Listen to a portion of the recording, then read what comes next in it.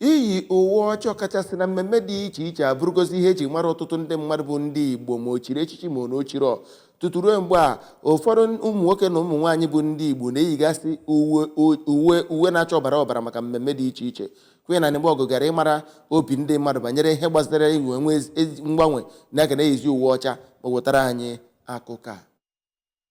Mgbe ọ na-ekwu okwu otu onye eji okwu ya agba izu n'obodo Alọ bụ dọkịta Nnamdi Ọraka kwuru na iyi akwa ọcha na-egosi mmadụ ịdị ọcha na-arụ ma n'aka ya, wee na-ekwukwa na mbụ na ndị Igbo na-eji akwa dị uhie uhie wee na-eme emume omenala, mana ka afọ na-agazi ebidozie wee na-eyizi akwa ọcha. Akwa ọcha na-egosi ife dị ọcha.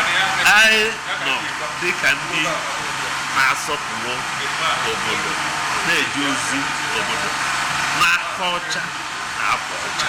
Ọ bụrụ mgbe mbụ ndị Igbo na-ejikarị akwa mmemme, mana Chinefo echiche na-agbanwe, nghọta na-agbanwe. Taa ọ bụzi akwa ọcha.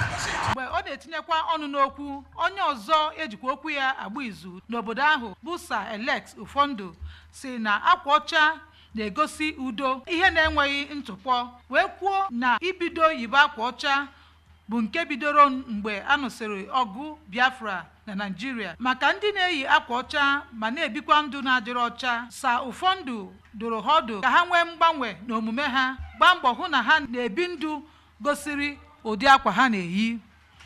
Queen Anịgba Ọgụ, akụkọ ụwa ABS.